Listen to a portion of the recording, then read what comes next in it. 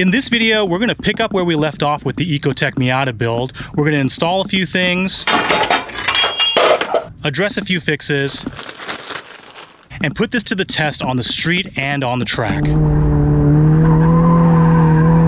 I'm Jerry, welcome to the Mostly Useless Garage.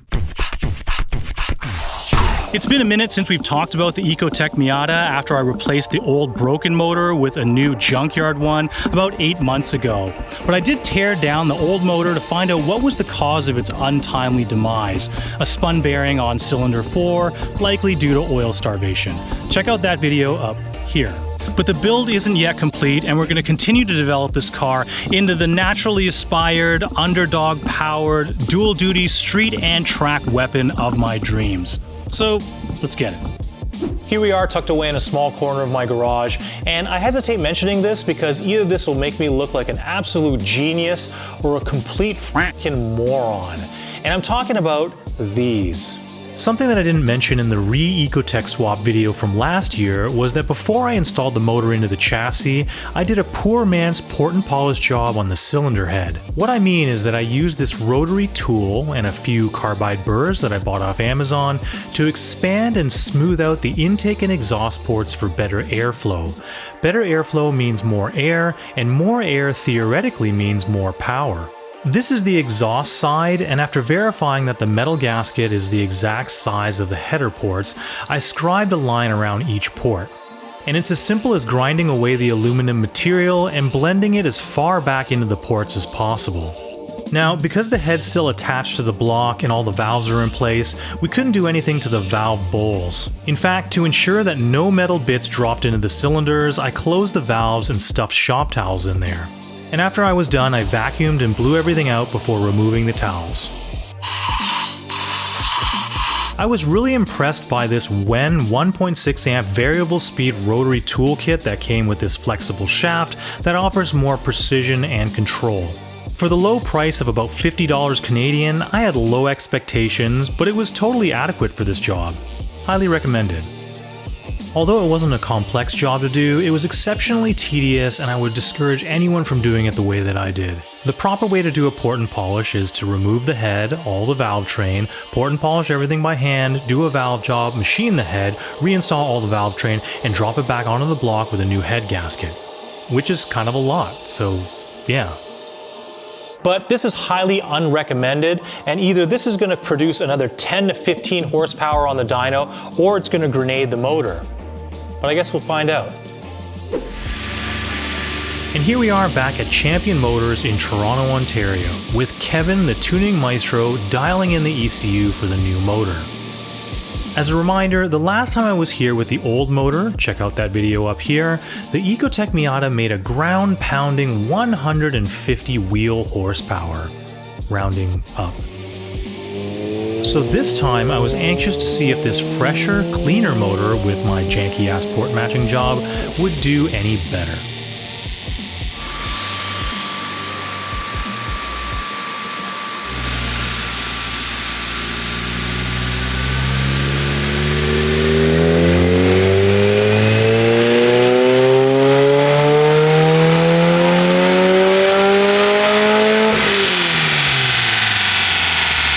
That's 178 wheel horsepower and 166 foot-pounds of torque, which is an increase of almost 19% across the entire power band, and adjusted for approximately 15% drivetrain loss means that this motor makes just over 200 crank horsepower and about 190 foot-pounds of torque.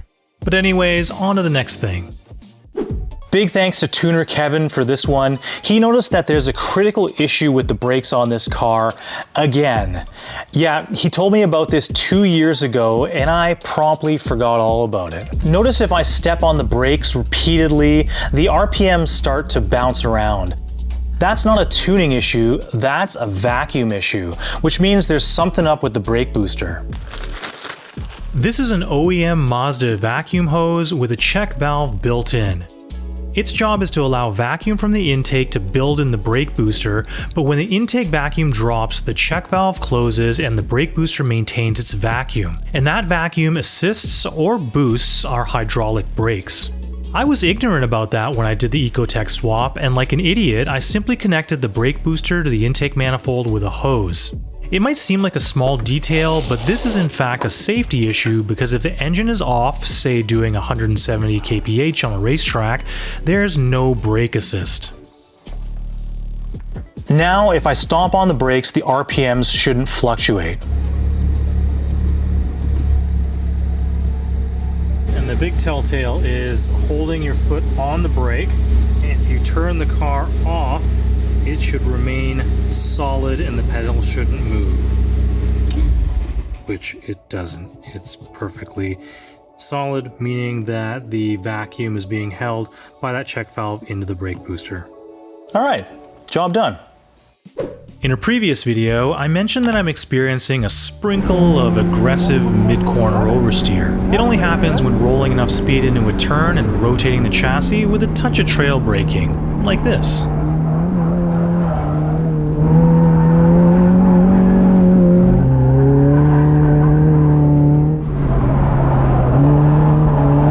Don't get me wrong, it's actually really fun pitching the car sideways under braking, getting into the jam and sliding it out on exit, but it's not the fastest way to get around the track. And the reason is my rear anti-roll bar. This bar is way too big and way too stiff for my tight rear end. Oh, sorry, that sounded bad. What I meant to say is that this and it absolutely especially to replace the rear anti-roll bar, we first need to disconnect the sway bar end link, which in this case is really easy with these R3 Motorsports units. Then we remove the two nuts securing the bracket, and for me, I need to remove my Flying Miata cannon brace by removing the rearward camber adjustment bolt nut. Now we do the same on the other side,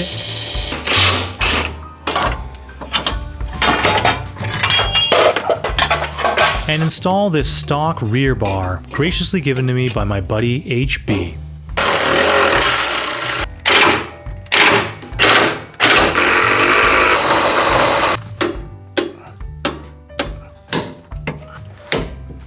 Hopefully this will make a noticeable difference in taming that rear end.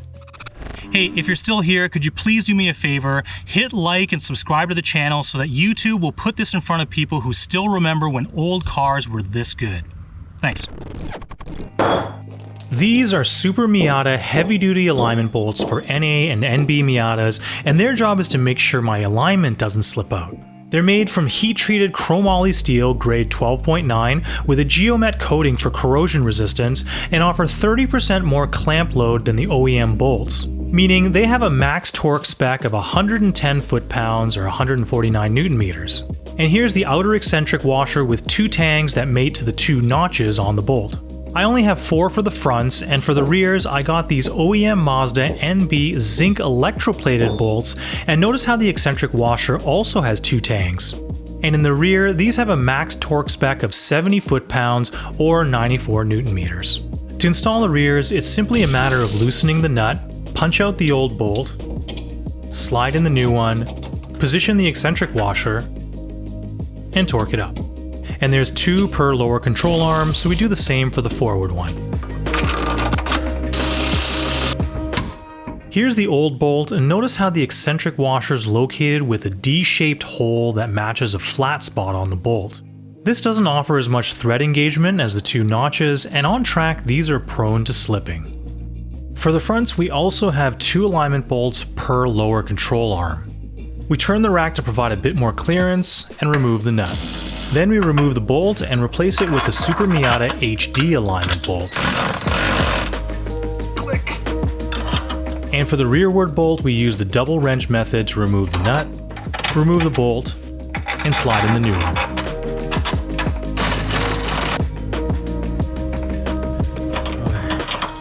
Alright, here I am at APH NextMod again for an alignment. Now that I got those camber bolts in, they were able to get it straightened away to some pretty nice specs. Got them here. APH NextMod, and the guy Brian, he's their chief mechanic or whatever. He's a really cool guy. Anyway, let's give this a try and see how it drives.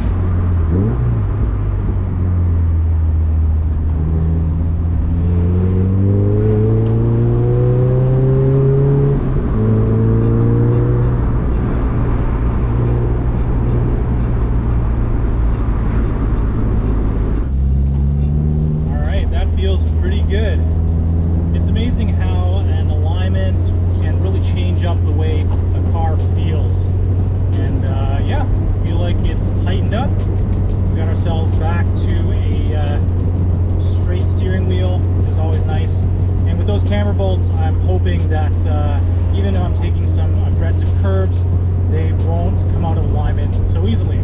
So yeah, feeling good about this one. Check. A Miata mod that I've been meaning to talk about for a long time now is this. This is an R-Theory Motorsports master cylinder brace, and other vendors have similar products that do the same thing.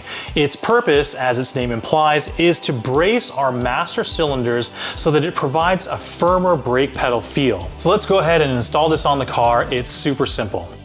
Over here in the engine bay, we turn our attention to the brake master cylinder, this thing with the reservoir on top. It's connected to the brake booster that we talked about before, and the brake booster is mounted to the firewall. Unfortunately, our old school Miata's firewall is simply made of thin sheet metal, and when we apply pressure to the brake pedal, a small amount is wasted as the firewall flexes, resulting in a feeling of mushiness and inaccuracy.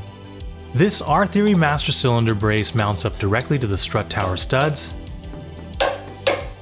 and its nickel-plated stopper extends using a 13mm wrench and presses up against the end of the master cylinder. This provides a solid anchor point for the master cylinder, negating the firewall flex, and allows all of our brake pedal pressure to be transmitted directly into the brakes. This should result in a more confident brake pedal feel and precise brake modulation at the limit. Alright folks, it's time to take some laps. The first ones of 2026. It's been a crazy year, so I haven't had much time to make it out to the track. This is my first outing, and if you'll recall, this is that new motor. Let's see how this goes. As I head out on track after almost a year hiatus, I'm wondering if I even remember how to do this. Thankfully, the DIYer in me quietly takes a back seat and the driver starts to emerge. I find the thoughts about the minutiae of the build fade from consciousness and the focus turns to experiencing the car as a whole. The sensations and feedback it's giving me as I'm trying to tease as much performance from the overall package as I can. Now, I'm far from a pro racing driver, but with all modesty, as an amateur, I'm confident enough in my own ability and years of experience to put down consistent lap times and push the envelope of this car's capabilities. I should probably also mention that everything else about the car's current state of tune, besides the fresher Ecotec motor, is exactly the same as my last track day video from about a year ago. I'm even running the same Nankang CRS tires, which are worn down past the wear indicator bars. And for reference, the modifications are listed on screen. Track conditions are really hot with air temperature above 32 degrees Celsius with full sun baking the track surface for the entire day. Polling the other participants, they're reporting their tires are overheating and the consensus is that their fastest laps of the day are a couple of seconds off their personal bests. So with those excuses out of the way, here's my fastest lap of the day.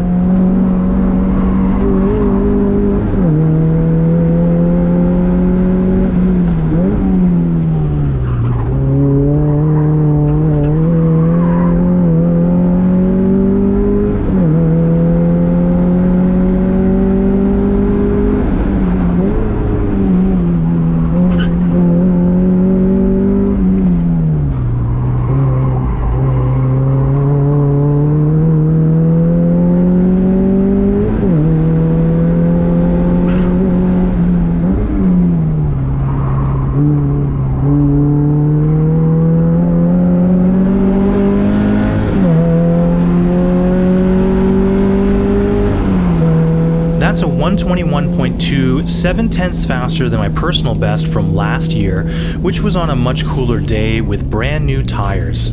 I feel like this lap on this greasy, slower day exemplifies the car's current state of development. We've touched almost everything on the car, from engine swap, transmission and cooling, to suspension, chassis, and even the power steering. And the formula seems to be working, producing some genuinely rapid lap times. Now, I'm not taking credit for inventing any of the stuff that's gone into this car. It's all well-known, readily available go-fast bits for a Miata. And in combination, they result in a surprisingly quick car around this racetrack, despite only having 180 wheel horsepower.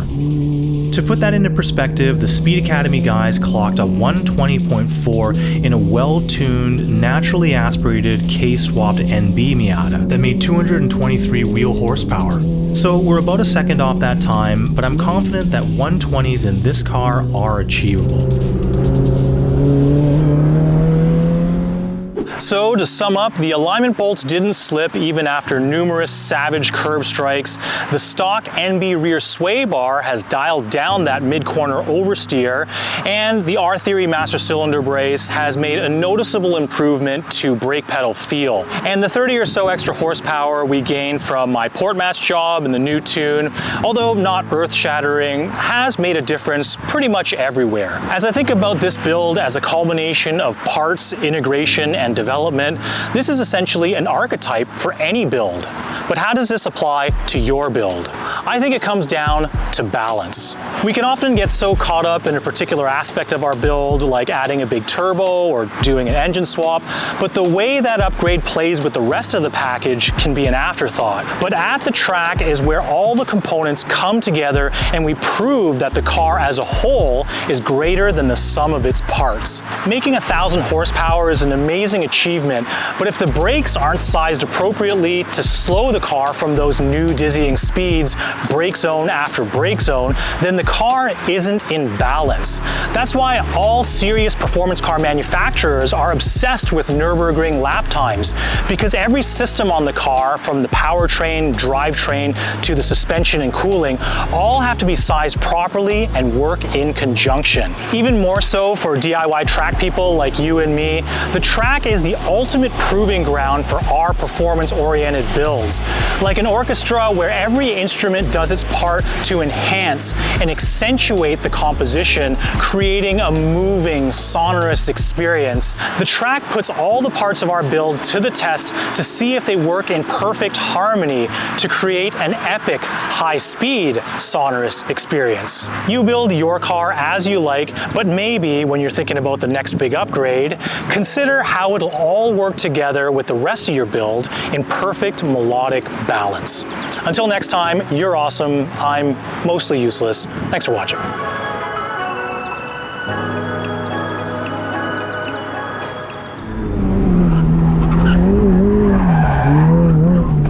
Into the grass, into the grass.